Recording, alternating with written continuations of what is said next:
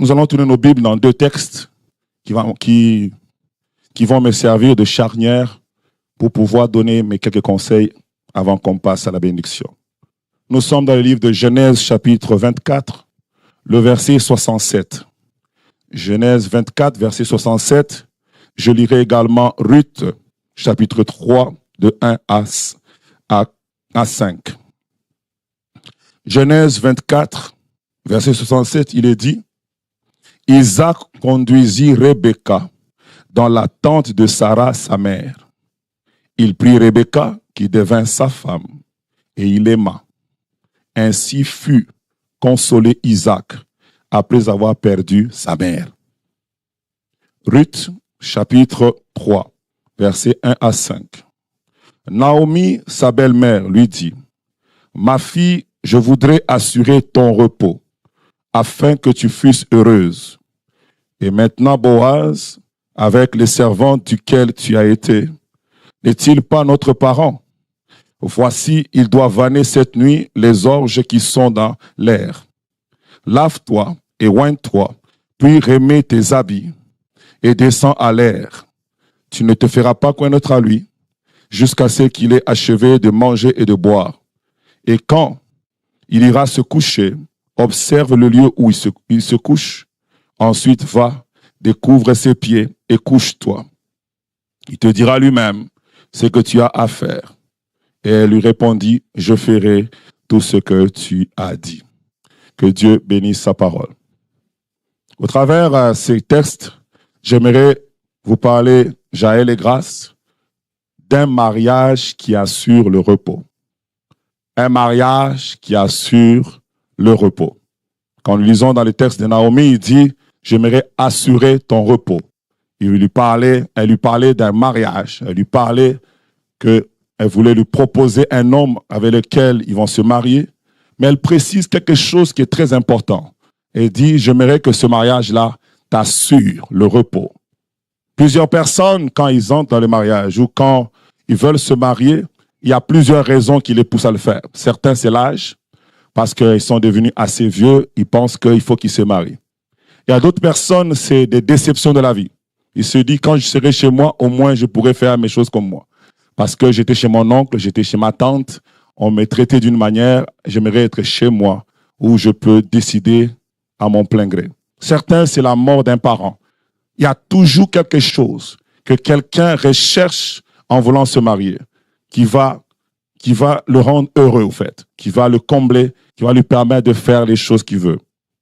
Alors, Grâce et Jaël, j'aimerais vous dire, d'entrée de jeu, que chacun de vous a une raison pour laquelle il veut se marier. Mais la finalité est la même. La finalité de ce que chacun recherche. L'autre dit: moi, je veux fuir les travaux ménagers que ma mère me donne tous les jours. L'autre dit: moi, je pense qu'on me donne un couvre-feu, il faut que je rentre toujours à 20h. Moi, je préfère chez moi, comme ça, je vais rentrer même à minuit quand je veux en fête. Chacun fuit quelque chose. Mais l'idée maîtresse à la fin, ou l'ultime objectif, c'est ce qu'elle a dit ici: afin que tu fusses heureuse. J'aimerais te dire, Jaël, Grâce, que ton conjoint, ta conjointe est là, non pas pour aller souffrir dans le mariage. Chacun veut être heureux dans son mariage. Je n'ai jamais vu quelqu'un qui vient devant l'autel et dit: mariez-nous parce que je vais aller souffrir. Tout le monde se marie pour avoir un peu plus de bonheur que ce qu'il a déjà, pour être heureux. Alors j'aimerais te dire, avant que je n'avance avec mon message, Grâce, cette femme ici que tu vois, elle a des parents, elle vivait bien, on lui donnait à manger, on la nourrissait. Si elle a accepté de venir ici, c'est pour avoir plus que ce que ses parents lui ont offert.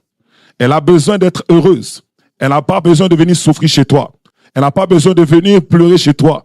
Elle a assez pleuré là-bas, à tort ou à raison. Elle dit: je vais chez moi pour être heureuse. Et toi, Jaël, ce garçon ici, il a galéré dans la vie, à tort ou à raison. Des circonstances sont arrivées, des moments compliqués, des moments faciles. Peu importe la raison et la cause, bonne ou mauvaise, il a déjà son quota. Quand il se dit: je me marie, il dit: je serai chez moi, libre de mes mouvements pour être heureux. Donc tu dois comprendre que ce gamin, ce garçon qui est là, cet homme qui est là, il n'a pas le droit de retrouver la souffrance dans sa famille. Le garçon d'autrui était chez lui. Toi, tu es venu lui faire battre le cœur. Tu le prends, tu dis on va se marier et tu l'amènes pour le faire souffrir chez toi. La fille d'autrui était chez elle. Elle était bien, même si elle ne mangeait pas les caviars, mais quand même elle avait la paix. Tu la mets chez toi pour qu'elle n'ait pas de paix. Il y a un problème. J'aimerais dire à tous ceux qui sont sous le son de ma voix que la femme que tu as qui t'a fait 3 enfants, 4 enfants, mérite d'être heureuse. Je pensais que les femmes allaient acclamer, mais j'ai comme l'impression que je ne parle pas à la bonne audience. Et vous les sœurs, ne pensez pas que être heureuse est votre exclusivité. Nous aussi les hommes, on a le droit d'être heureux. Il ne faut pas nous faire souffrir. On n'a pas quitté chez nous pour souffrir dans le mariage. Alléluia. La Bible dit, Isaac était triste parce qu'il venait de perdre sa mère. Mais quand il a eu dans sa vie la belle Rebecca, oh mon Dieu, quand il a eu la belle Rebecca, ce n'était même pas quelqu'un qui était sa voisine.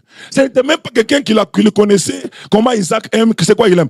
Elle arrive le premier jour seulement. Elle entre dans la vie d'Isaac. La Bible dit que Isaac l'aima et il fut consolé de la peine qu'il avait de sa mère.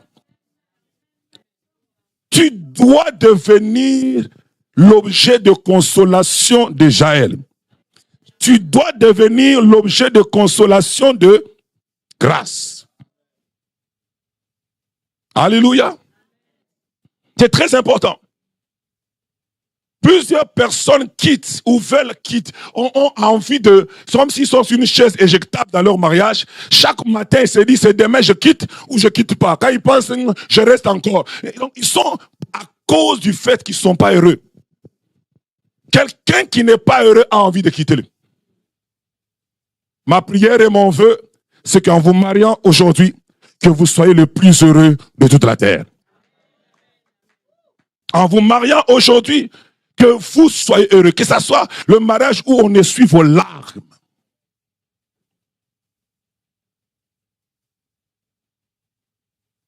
Pasteur, c'est bien tout ça, mais est-ce que c'est possible? J'aimerais te dire, c'est possible. Je me suis marié, moi personnellement, parce que mes parents avaient divorcé et je souffrais de la divorce de mes parents. Et je cherchais un bout de, comment on dit? Bout de quoi? Bouée de sauvetage. Ma mère est partie dans une contrée que je ne la voyais pas. Elle était à des kilomètres. Et même quand elle est morte, je n'ai jamais vu ma mère depuis. Je cherchais à ce que quelqu'un puisse me consoler. Quelqu'un en qui je pouvais voir ma mère, en qui je pouvais être heureuse. En tout cas, moi, j'ai trouvé. 19 ans, tranquillo, penaro, joyeux. Alléluia.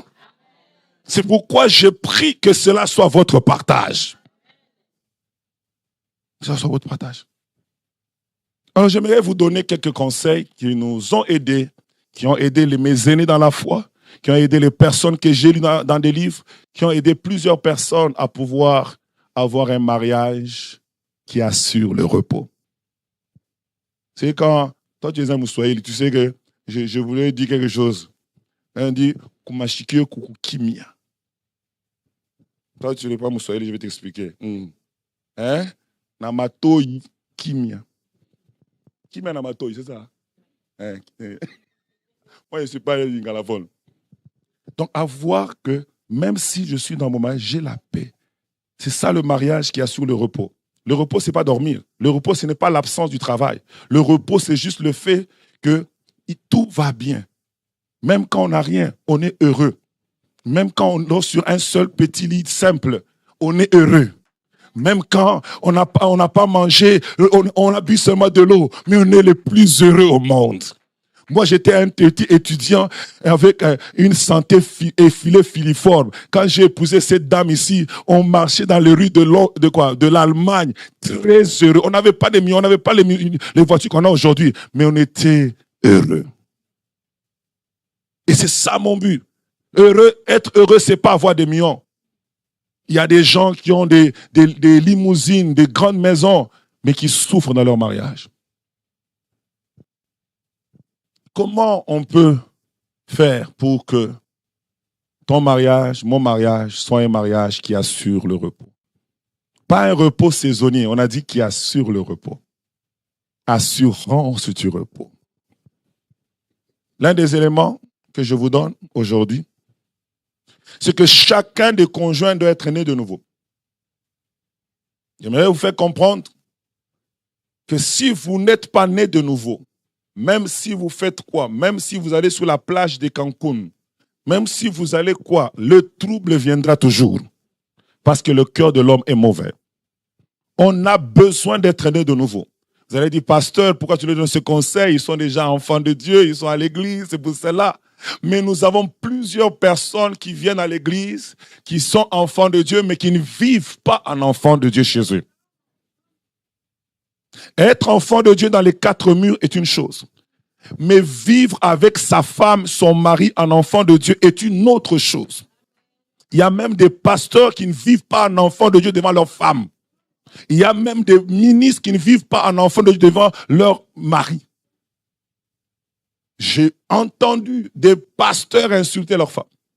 J'ai entendu des diacres prononcer des choses qu'il ne faut pas prononcer à leur femme, alors qu'ils sont enfants de Dieu. Souvent, le mariage ou les problèmes de mariage amènent les gens à oublier qui ils sont. Mais ma prière et mon vœu, c'est que peu importe les défis qui seront devant vous, que vous puissiez toujours dire, je suis un enfant de Dieu. Je dois parler en enfant de Dieu. Je dois réagir en enfant de Dieu. Je dois réfléchir en enfant de Dieu. Je dois fonctionner en enfant de Dieu. Ce n'est pas le mariage qui va changer mon identité. Si vous vous comportez chacun de vous en enfant de Dieu, tu dis que je ne le fais pas pour le faire plaisir à lui. Parce que ce qui se passe dans le mariage, c'est quand on est un chicane, tout le monde veut avoir raison. On a l'orgueil. Mais si tu te dis, je suis enfant de Dieu, même si il a raison, mais si ça assure ma communion avec Dieu, je préfère ça. Si toi aussi tu dis, même si c'est moi l'homme, l'homme doit dominer, l'homme doit être le chef. Je dis que même si ça semble que j'ai perdu mon poste de chef, mais si ça me rassure d'être toujours enfant de Dieu, je préfère cette position-là. Plusieurs personnes veulent s'attacher au fait qu'ils sont chefs. Ils sont attachés au fait que dans leur culture, une femme ne peut pas me parler comme ça. Un homme ne peut pas me parler comme ça. C'est bien. Mais à un moment donné, on réunit qui nous sommes. Jésus lui-même, Ponce Pilate, lui parlait, le giflait, il n'a jamais réagi. Ça ne l'a pas diminué en rien. Il est resté toujours le Seigneur des Seigneurs. Le fait de te conduire un enfant de Dieu ne te diminue pas. Le fait de dire, ma femme a crié, elle m'a manqué du respect, mais je agis en enfant de Dieu, ne te diminue pas. Peut-être tes amis vont dire, ta femme te domine. Mais tu dois leur dire, mais j'ai l'approbation de Dieu. Que servirait à un homme de gagner la faveur des hommes s'il n'a pas l'approbation de Dieu? Je vous conseille d'agir en enfant de Dieu. Agissez en enfant de Dieu. Et c'est là le matin, à midi, comme le soir. Peu importe. Oh, il a insulté ma mère. Ok, il a insulté ta mère, c'est vrai. Mais toujours agir toujours en enfant de Dieu. Sois prêt à lui donner l'autre joue quand il te gifle. Parce que tu es un enfant de Dieu. La chose qui assure le repos, c'est lorsque chacun de conjoints accepte de vivre en enfant de Dieu. Vous savez, le mariage, moi je le représente comme un triangle. Un triangle avec 3 sommets. Bon, un triangle à 3 sommets. Et le sommet en bas et le sommet ici en bas, c'est l'homme et la femme. Et le sommet en haut, c'est Dieu. L'homme, s'il se dirige vers Dieu, et la femme se dirige vers Dieu, ils vont se rencontrer. Si chacun reste dans sa position loin de Dieu, ils vont s'éloigner. La chose qui va vous rapprocher, vous deux, c'est lorsque chacun de vous cherche Dieu. Chacun de vous cherche Dieu. Et plus vous cherchez Dieu, à chercher à plaire à Dieu, vous allez vous retrouver à un moment donné. Vous serez complices, vous allez commencer à parler le même langage, vous allez commencer à vivre la même chose. Pourquoi? Parce que chacun cherche à plaire d'abord à son Créateur.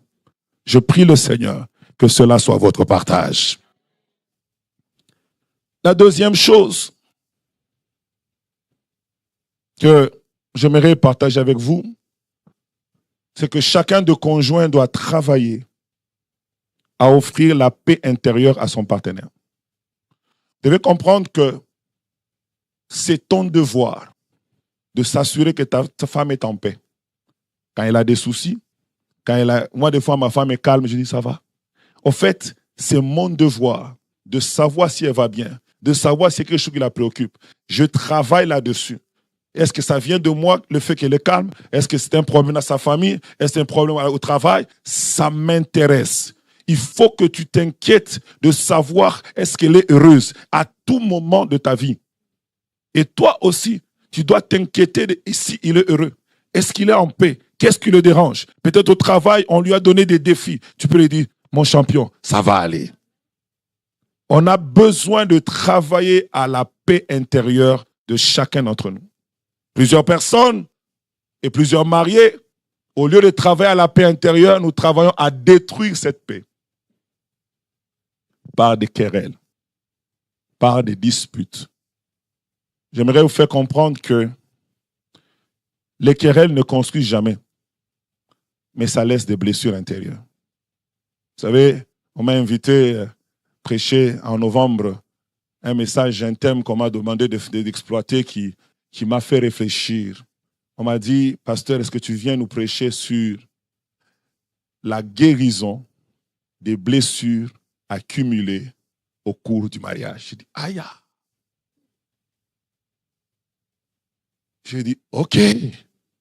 C'est-à-dire, ils ont réalisé dans ce groupe-là, dans ce ministère-là, qu'il y a plusieurs personnes qui sont dans les couples, mais ils accumulent. Et comment les blessures commencent? J'ai commencé mon étude. Comment les blessures commencent? C'est les querelles. Les querelles, ça laisse des blessures que vous ne pouvez pas comprendre. Le fait que tu te querelles tout le temps avec ta femme, avec ton mari, tu le déchires. Même s'il ne dit rien, même si vous restez ensemble, ça fait 3 ans, il y a des blessures dans son cœur. J'aimerais que les mariés réfléchissent.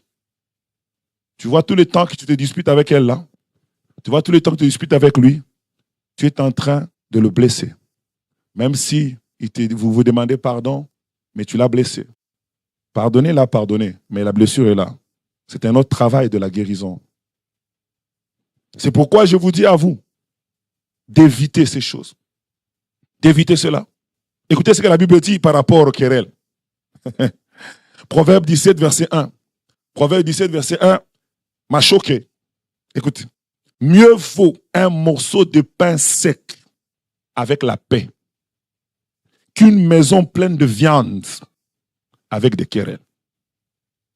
Quelqu'un préfère ne pas avoir l'argent, que son mari n'ait pas l'argent, sa femme n'ait pas l'argent, qu'il souffre, qu'il soit pauvre, mais qui ait la paix, que d'avoir une maison remplie de viande.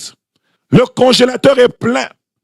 Vous avez toutes les formes de viande que vous connaissez. Hein? On cite bœuf, mouton, chèvre, porc, hein? Agneau. Tout ça là. Alors qu'il y a des gens qui vous envient, disent, oh, si je pouvais être même dans la famille des autres là. Mais la femme ou l'homme de cette famille-là a envie de quitter. Parce que la viande là, sans la paix, ça ne sert à rien. Vous savez, c'est comment? C'est comme, même quand tu viens, tu manges la viande. Je me rappelle, quelqu'un est en train de manger, puis on lui dit, tu vois, c'est mon argent que tu manges là. Tu as envie de le sortir.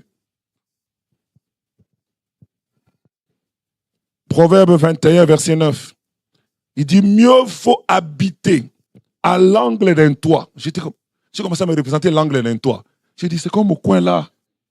Donc, un petit coin. Donc, tu es comme coincé. Que de partager la demeure d'une femme querelleuse. Et les hommes aiment ça, ce verset. Écoutez, même des noms querellés aussi, on n'aime pas. Les frères. Il y a des frères aussi. Il suffit seulement de la manière ils parlent. Comme s'ils étaient Il y a des femmes qui sont calmes, mais qui ont des maris. Maman, on dit seulement comment il va développer? La femme même dit, je ne savais même pas pourquoi j'ai ouvert la bouche pour parler ici. Là. Qui cherche des problèmes pour un petit rien. La Bible dit, mieux vaut habiter à l'angle d'un toit. Au fait, ce que je suis en train de dire par ce texte, c'est ce que ta femme, ton mari ressent lorsque vous vous querellez. Il a envie de quitter la chambre, d'aller se mettre dans un petit coin là, où il va être isolé dans sa paix. Parce qu'il sait que dormir dans ce lit-là, être avec ce monsieur, se rencontrer tout le temps avec cette femme, je n'ai pas la joie d'être là. Verset 19 du même chapitre, il dit, mieux vaut habiter dans une terre déserte. Au désert, il n'y a pas d'eau. Au désert, il y a le soleil, il y a le vent. C'est tellement désagréable que de vivre là. Mais la Bible dit, je préfère vivre là que de vivre avec une femme querelleuse et irritable. Je nous dis, bien-aimés dans le Seigneur, Jaël, grâce, évitez les querelles. Évitez les querelles.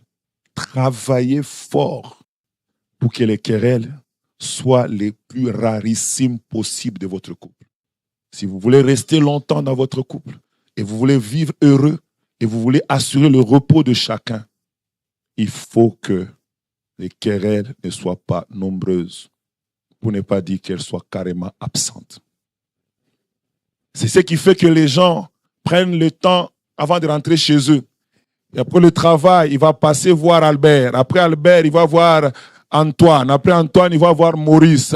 Le tout pour que l'heure passe. Comme ça, quand il arrive là, quand la femme commence à parler, je suis fatigué. D'ailleurs, demain, je sors. Et il dort. Parce il sait qu'au moins en dormant, la femme ne peut pas parler à une personne qui dort. C'est ce qui fait qu'il y a des femmes qui restent dans le salon pendant que toi tu es dans la chambre. Et je préfère aller le trouver, il est en train de ronfler, que de monter là, il va commencer à m'expliquer. Elle va commencer à parler avec Antoinette au téléphone. Elle va même créer des programmes de prière. Nous avons un programme de prière avec Maman Madou de 22h à minuit.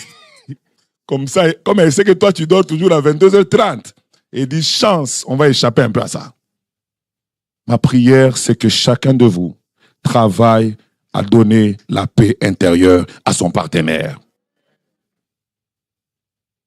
Une chose que, quand j'ai médité, qui est venue, c'est pourquoi il y a les querelles. Les querelles sont là parce qu'on est souvent pas lent à la colère. Parce que les situations vont arriver toujours. Quand on s'énerve vite, c'est là que les querelles arrivent souvent. Chacun de vous doit travailler à être lent à la colère. La Bible dit, dans Proverbe 15, 18, on dit, mais celui qui est lent à la colère apaise les disputes.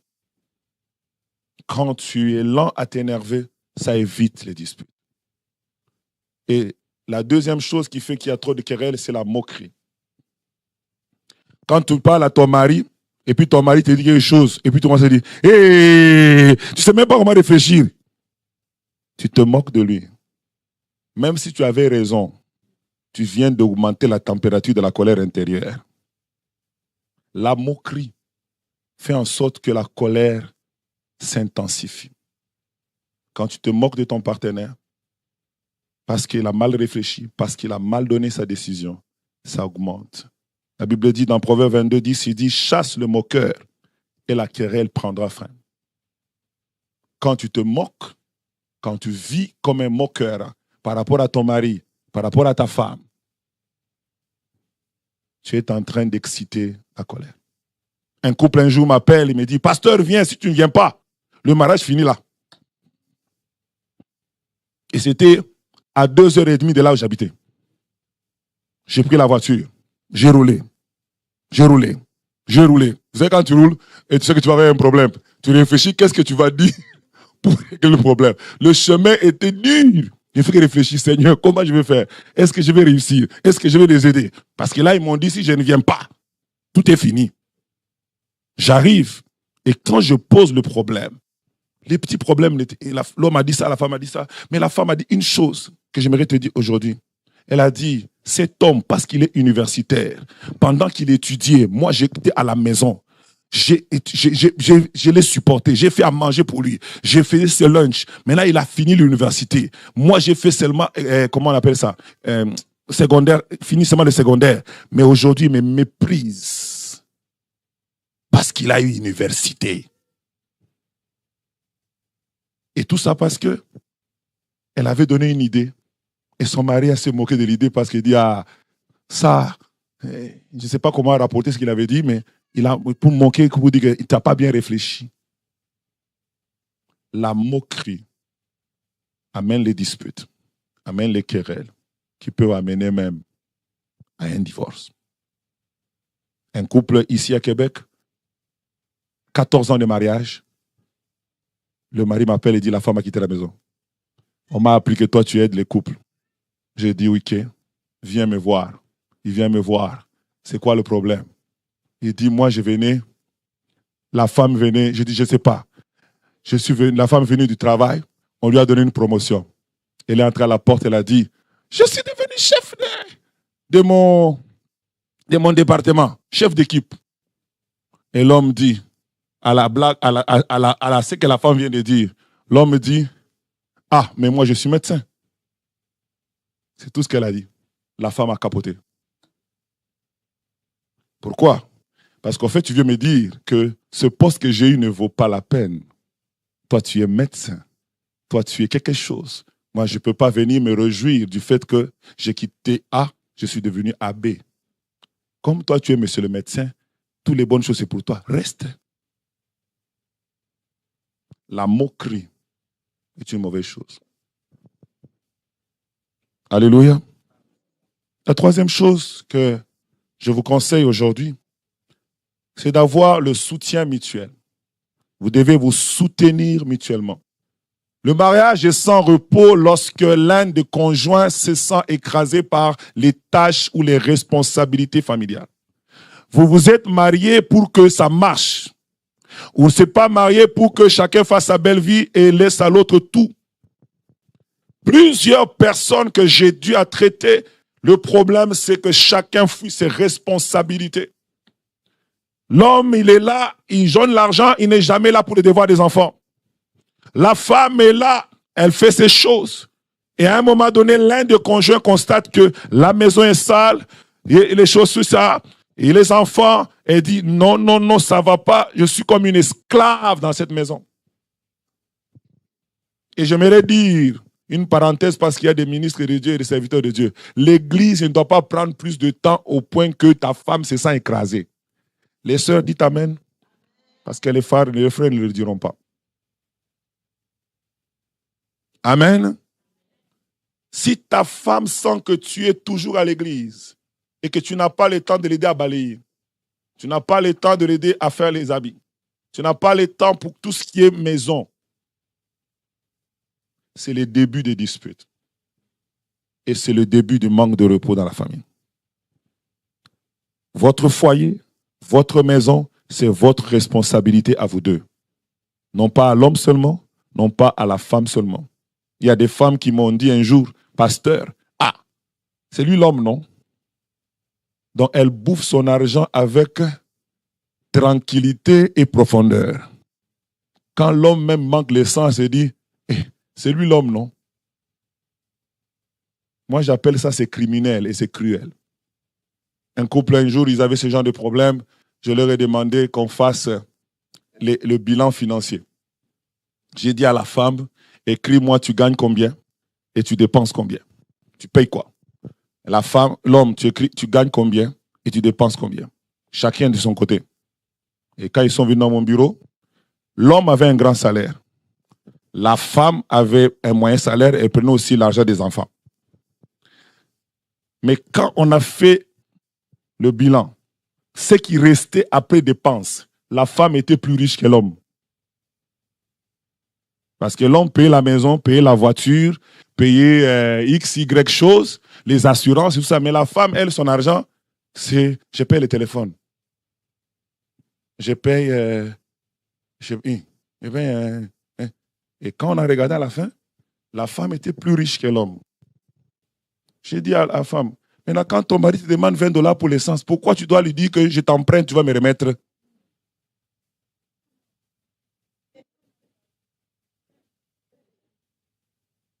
En fait, la femme dans sa tête, parce que l'homme a un gros salaire, donc il a beaucoup d'argent. Mais elle oublie que c'est lui qui paye les grosses factures de la maison. Et l'homme se retrouve qu'il n'a pas. Vous devez vous soutenir mutuellement. Votre argent est à vous tous. Tout ce que vous gagnez est à vous. Vous devez vous aider et vous soutenir. Développer l'entraide entre vous, cela va éviter que quelqu'un sente qu'il est asphyxié dans ce mariage. Il a envie de quitter. Quelqu'un m'a dit un jour, pasteur, à quoi il sert? L'avoir et ne pas l'avoir, j'aurai les mêmes charges. Qu'il s'en aille alors. Il ne faut pas que tu arrives à un niveau où Jaël dit ça. Il faut qu'elle sente que si elle t'abandonne, elle va souffrir. Mais si elle est capable de vivre bien sans toi, c'est dangereux. Tu es sur une chaise éjectable. Et toi aussi, il ne faut pas que lui sente qu'il peut faire la sauce tout bien. Il fait le poulet, il fait le makemba, il fait tout, il fait le lit. Et toi, tu es là, la princesse. Et il dit que je peux vivre sans Jaël. Tu es sous la chaise éjectable. Il faut qu'elle sente, ou qu'il sente, que j'ai besoin de lui. C'est pourquoi la Bible dit, je lui ferai une aide semblable. Tu as besoin d'aide. Mais si la femme n'est plus aide, ça sert quoi? C'est très important que vous puissiez faire ces choses. Un jour, mon cousin m'appelle et j'étais au téléphone et j'étais en train de faire le fou. Et je parlais au téléphone avec WhatsApp. Je dis, attends, j'ai fait le foufou. J'ai mis au parler. Attends, parce que sinon le foufou va s'abîmer. Puis il me dit, où est ta femme? Vous au Canada, c'est quoi ça? Je lui ai dit, mon champion, j'aide ma femme en toutes choses. Il dit, mais présentement, ma femme est à l'université en train d'étudier. C'est moi qui m'occupe de la maison, de mes enfants. Je fais tout ce que je dois faire. S'il faut les laver, je vais les laver. Ce sont mes enfants. Et la preuve en est que lui, il a divorcé combien? 3 fois. Moi, je suis encore dans mon 19e année de mariage.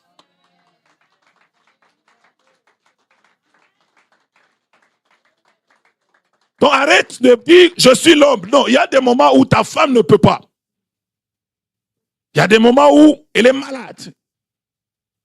Il ne faut pas dire, oh, si maman vient et me trouve, va dire, Jaël m'a dominé. Écoutez, maman a fait sa vie, maintenant faites la vôtre. C'est très important. La 4e chose, vous devez apprendre à vivre en harmonie. Vous devez apprendre à vivre en harmonie. Le mariage, ce n'est pas juste, ce n'est pas la colocation. Le mariage, c'est, il faut que ça fasse bon d'être ensemble. Et c'est là chaque jour. Il faut que, quand tu es au travail, tu as envie d'appeler ta femme. Quand tu es au travail, tu as envie d'appeler ton mari. Mais il y a des gens, quand ils sortent le matin, ils vont se voir seulement le soir. Même pas de texto, alors que nous sommes bénis avec la technologie. Toi qui n'envoies pas de textos, je suis en train de prier dans le nom de Jésus que ton doigt commence à être loin pour commencer à envoyer des textos à ta femme, même des petits cœurs pendant la journée. Comment tu peux sortir, tu rentres à sec comme tu es parti? Un jour, je disais à quelqu'un que non, moi j'écris à ma femme des fois même 3 fois par jour. Et puis le frère me dit, mais tu vas la voir le soir, non? C'est que tu dois lui dire, pourquoi tu ne peux pas lui dire? Tu ne peux pas attendre. J'ai dit, tellement le bonheur. Et donc dès qu'elles sont, chérie, baby, sweetie. Tu vois ma barbe blanche là? C'est ce qui a fait que je suis encore bien là. C'est important que vous vivez en harmonie. Non seulement vivre, parce que sinon vous êtes des colocataires. Les colocataires, ils sortent et puis chacun va dans sa business. Ils reviennent le soir, ils mangent, des fois ensemble, des fois pas ensemble, et puis ils font quoi? Ils dorment. Il faut que vous puissiez vous poser la question, en quoi notre vie de couple est différente des colocataires? Si ce n'est pas différent, je vous prie de changer ça à partir d'aujourd'hui au nom de Jésus de Nazareth. Comment tu es là avec ta femme, ton mari, vous vivez comme si vous êtes des colocs. Et vous dites même que la rangée du milieu, le fromage est à moi.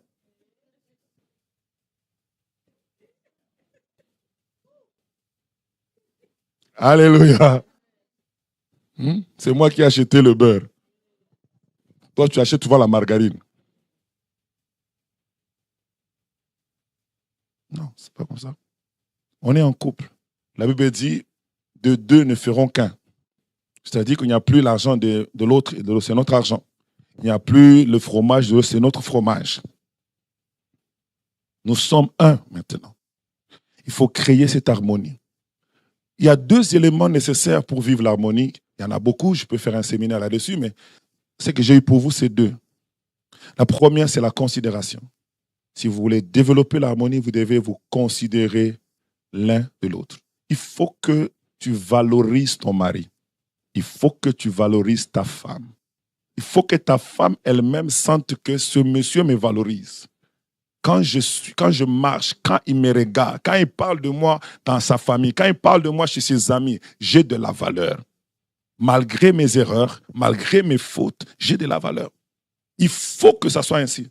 Mais si vous partez pour vous détruire la valeur de l'un comme de l'autre, vous êtes en train de détruire votre vie de couple. Comme quelqu'un qui peut dire, d'ailleurs, une femme comme ça, si moi je ne t'avais pas épousé, qui allait t'épouser? Des paroles rabaissantes de ce genre ne doivent même pas être prononcées parmi vous. D'ailleurs, c'est moi qui t'ai honoré. Tu as honoré comment? Moi aussi, je t'ai honoré, non? Vous savez qu'il y a des hommes aussi qui ont de la misère à se marier. Tu ne savais pas? Moi, je t'informe. Il y a un frère qui était venu ici, il venait de Montréal. Il a quitté Montréal pour venir ici parce qu'il avait vu sur Internet que j'ai beaucoup de sœurs à l'église. Il est venu dans mon bureau il y a quelques années. Il m'a dit, pasteur, j'ai cherché à Montréal femme, je n'ai pas trouvé. Je viens voir dans ton église si je peux avoir femme. Moi aussi, je lui ai dit, moi, je ne veux pas. Je dis, regarde, si quelqu'un t'aime, viens. Il avait quelques temps et puis il est parti. En fait, ce que je veux te dire avec cet exemple-là, c'est que les gens voyagent pour aller chercher femme. Si elle t'a aimé, elle t'a aussi fait un privilège. Les frères, votre femme qui t'a aimé, t'a aussi fait un privilège. Il t'a aussi honoré. Parce que souvent, nous, on dit, c'est moi qui t'ai honoré. Je t'ai fait porter la robe blanche. Il t'a aussi honoré. Tu allais rester célibataire à vie. D'ailleurs, on t'avait refusé 3 fois avant d'arriver chez elle. Amen. Tu dois la considérer. Vous devez vous considérer mutuellement. C'est très important. La considération est très importante. La Bible dit que le mari de la femme vertueuse, la Bible dit, ses enfants la disent heureuse. Son mari s'élève et lui donne des louanges. Il faut que tu te lèves le matin, tu regardes ta femme. Et ce que ça me fait, il dit, il s'élève. Or, le matin, il n'y a pas de maquillage, il n'y a pas de make-up, il n'y a pas de première couche, deuxième couche, il n'y a pas de résistance, il n'y a pas de rouge à lèvres. Mais le gars se lève, il regarde sa chérie, il dit, aïe, il commence les louanges. Je prie Dieu que cela soit ton partage au nom de Jésus. Faut pas que toi, tu dis, c'est ma chérie, t'es belle. C'est ma qu'elle a déjà mis les... Tu aimes les make-up, tu aimes ta chérie. Faut même quand elle sort... Bonjour, baby. Oh, que tu rayonnes. Des paroles de considération. Et la deuxième chose pour réussir l'harmonie, c'est la transparence. Lorsqu'il n'y a pas de transparence dans un couple, lorsqu'il y a des agendas cachés, lorsqu'on ne se dit pas tout, ça brise l'harmonie. Vous devez comprendre que ton ami, c'est elle. Ton ami, c'est lui. Tu ne peux pas parler un secret à la sœur Mado si lui n'est pas dans la confidence d'abord. Faut pas, moi j'ai dit mon secret à sœur Mado. Dès que lui va apprendre qu'il est la deuxième personne qui apprend le problème ou qui qui n'est pas dans la confidence, sache que tu es en train de briser l'harmonie entre vous. Ta femme, ton mari doit être ton meilleur ami. Ta meilleure amie. Il y a des gens qui me disent, non, pasteur, je ne lui dis pas parce que je la connais comment elle réagit. Ah bon? Il n'y a pas de problème, mais elle va réagir encore pire le jour qu'elle va apprendre que tu parles de ça à ta et à ton. C'est très important que vous puissiez garder ces choses. C'est pour cela que la Bible dit, l'homme quittera son père et sa mère et s'attachera à sa femme et les deux deviendront. Il y a 3 verbes à conjuguer là. On ne peut pas devenir sans conjuguer les 2 premiers. Il faut d'abord quitter et puis s'attacher pour pouvoir voir le résultat qui est de devenir. Le devenir qu'on veut, d'avoir un mariage qui nous rassure le repos, commence par quitter. Quitter quoi? Quitter physiquement des endroits, quitter financièrement des choses. Oh non, moi, tu quitte tout. Quitte tout. Quitter l'influence de sa famille. Je suis en train de parler, vos parents sont là. J'ai dit, il ne faut pas, tu as un problème, tu appelles ta mère et ton père. Non, quand ils t'ont emmené ici, là, c'est ici qu'il faut commencer. Ici aussi. Il ne faut pas, je vais demander conseil à ma mère. Vous avez des parents ici. Donc, le conseil, c'est vous deux. Quand ça barde un peu, parrain. Quand ça barde les plus, c'est ici. Il n'y a pas de police. Alléluia. Mon maman m'a dit que dans ce cas-là, souvent, on fait comme ça. Donc là, tu es encore un garçon, tu n'es pas un homme. Un homme, il prend des décisions. Ça réfléchit avec sa femme. Qu'est-ce qu'on va faire? Je ne dis pas que les conseils des parents sont mauvais, mais je dis qu'il faut courir vers sa femme ou son mari en premier pour chercher des conseils. Et si vous deux, vous êtes en accord pour demander à une tierce personne, là, ça se fait. Si vous n'êtes pas en accord, tu ne sors pas en catimini pour parler à ton oncle ou parler à ton chien. Non. Vous restez. Ça reste au milieu de vous. Ça ne sort pas. Ça sort pas. La 5e chose que j'aimerais partager avec vous, c'est être engagé l'un envers l'autre. Le mariage, c'est un engagement. Le mariage, ce n'est pas une histoire des enfants. On s'engage pour que ça marche. On est conscient que ça marche. On ne s'attend pas que ça va marcher par hasard. On travaille pour que ça fonctionne. Dès aujourd'hui, vous devez travailler pour que ça marche. S'il y a des choses qu'il faut laisser, on va laisser. S'il y a des amis qu'il faut laisser, on va les abandonner. Mais pour que ça fonctionne, on travaille là-dessus. On lit des livres pour que ça fonctionne. On est engagé dans la chose. Beaucoup de gens veulent que le mariage marche par la voie de la grâce. Non, le mariage, ça demande le travail. Si tu ne cultives pas, tu ne peux pas récolter. Je prie le Seigneur que Dieu vous accorde la grâce de vous engager mutuellement pour réussir ce couple. Soyez engagés, les amis. Soyez engagés. Il me reste 2 points et puis on va terminer. La 6e chose que j'aimerais partager avec vous, c'est procurer la sécurité à son conjoint. Quand quelqu'un n'est pas en repos, c'est qu'il n'est pas tranquille, c'est qu'il ne se sent pas sécure. C'est qu'il se pose la question, est-ce que ça va marcher? Et quand on parle de la sécurité dans le mariage, ce n'est pas l'argent.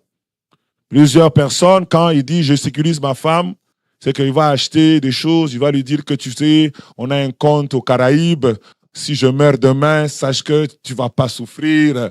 Voilà, j'ai déjà assuré même les frais de funérailles. C'est pas ça. Quand on dit qu'on doit assurer son conjoint, ça veut dire on doit l'amener à se sentir aimé malgré ses faiblesses. La sécurité dans le couple veut dire je me sens aimé malgré mes faiblesses. Ça veut dire que je sais que mes faiblesses ne vont pas me faire éjecter. Si tu peux amener ta femme et ton mari à sentir que malgré ses faiblesses, parce qu'il n'est pas parfait le gars, que tu es là. Vous savez, quand moi, je me suis marié, quand mes parents avaient divorcé, j'avais peur du divorce. Et la première année, quand les comportements commencent à se frotter, il suffisait que moi et ma femme, elle ait dit A, moi je dis B, je pensais qu'on va divorcer. Et ce qui a fait que je puisse réussir, c'est elle. Elle m'a dit ceci. Hé, mon champion, Je suis entré dans cette affaire ici, non pas pour sortir. Je suis là. Nous allons travailler ensemble jusqu'à ce que Jésus revienne. Quand il m'a dit ça, ça m'a donné le repos. Le repos. Le repos. Et ça m'a permis de dire que je sais qu'elle m'aime malgré mes défauts, malgré mes faiblesses. Je ne suis pas parfait. Elle supporte qui je suis. C'est ce qu'elle ne veut pas que je reste comme ça, mais elle supporte. Elle prie pour que je change. Elle me conseille pour que je change. Et c'est ce qui m'a donné l'assurance de dire, OK, dans cette affaire, on est là ensemble pour que ça puisse marcher. C'est pour cela que vous devez vous donner de la sécurité. Il faut qu'ils se sentent sécures. Il ne faut pas qu'elle sente comme si tu regrettes la femme que tu avais vue, mais que tu n'as pas épousée.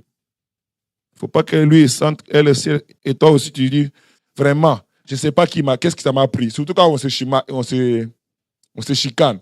Je ne sais pas ce qui m'a pris. D'ailleurs, on m'avait dit d'épouser André. Je ne sais pas, moi, ici, on m'avait envoûté. Je ne sais pas quoi pour que je puisse venir me retrouver avec ça. Quand les gens se fâchent, ça parle. La Bible dit que Elimelech dit ceci à sa femme Anne, qui n'avait pas d'enfant. Il lui dit, est-ce que je ne vaux pas pour toi mieux que 10 fils? En fait, il voulait rassurer sa femme pour dire, même si tu n'as pas de fils, moi je t'aime. Il faut arriver à rassurer son partenaire, qu'elle se sente en sécurité, qu'un défaut de caractère ou un problème de maternité, peu importe la chose, Amder. Cela est très important. Et la dernière chose, et non la moindre, que Ruth a dit, et Naomi a dit à Ruth, il dit, lave-toi, oigne-toi, puis remets tes habits. Au fait, il a voulu dire, sois soigné. Tu ne peux pas aller chez Boaz comme tu es là. La manière dont je te vois ici, tu ne peux pas aller comme ça. Il faut que tu te laves, que tu te parfumes, que tu brilles pour aller là-bas. Souvent, les couples, vous voyez comment vous brillez ici? Vous brillez vraiment. Vous êtes trop beau, n'est-ce pas? Mais des fois, quand ils commencent à la maison, on commence à descendre le standard. La femme commence à porter un habit là. Il y a une odeur du pondou d'hier. Je viens, c'est ma chérie. Et là, l'homme fait. Il faut que même à la maison, tu sentes bon. Même à la maison, tu es chic. Même quand tu es négligé, mais tu es chic. Il faut que ton mari soit, la Bible dit dans Proverbe, elle dit, sans cesse enivré de ses charmes. Il faut que sans cesse que le gars ici soit ivre de toi. Quand il te voit, il dit, sans cesse enivré de ses charmes. Il faut que tu puisses le charmer tous les jours.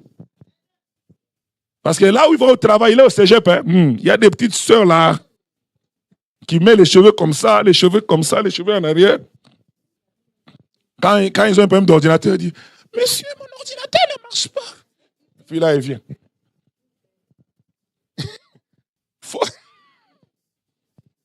Alléluia.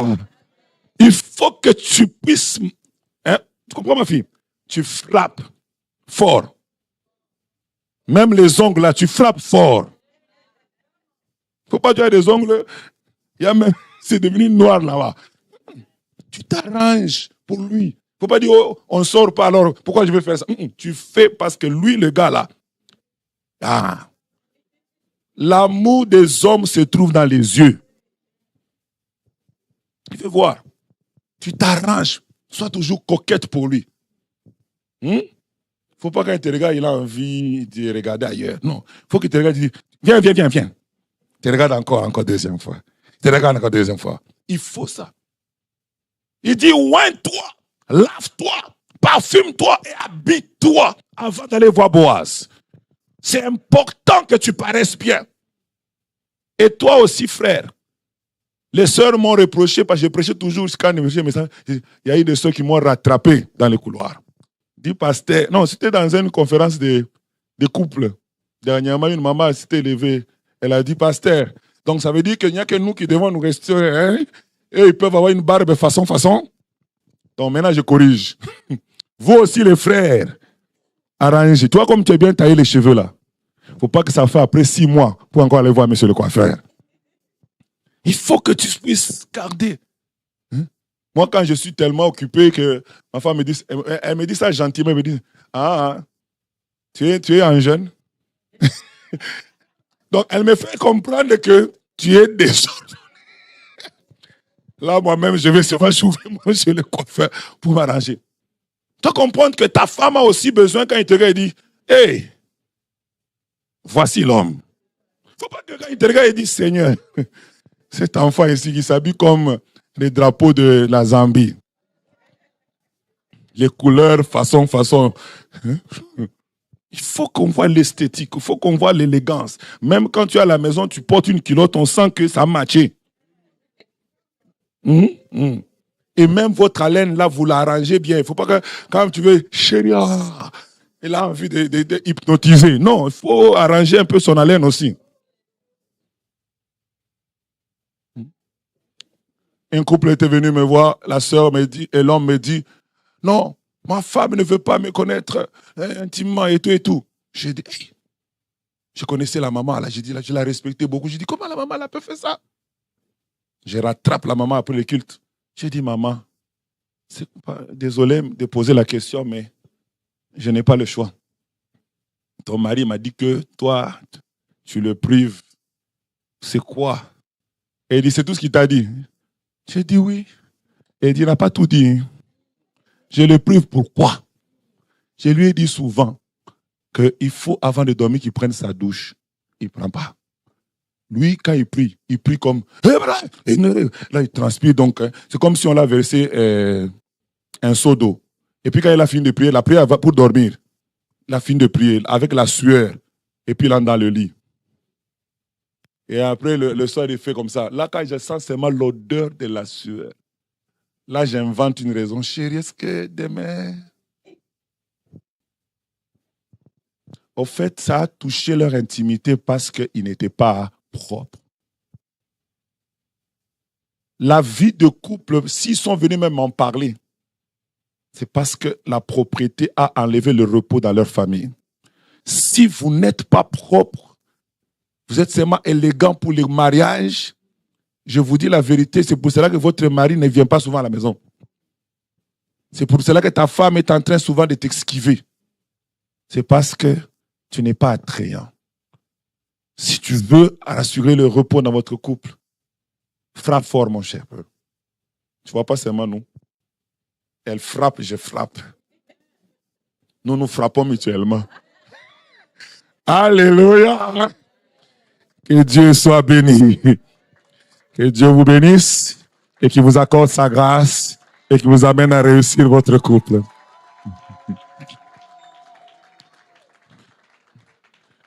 Là, nous allons nous incliner en prière.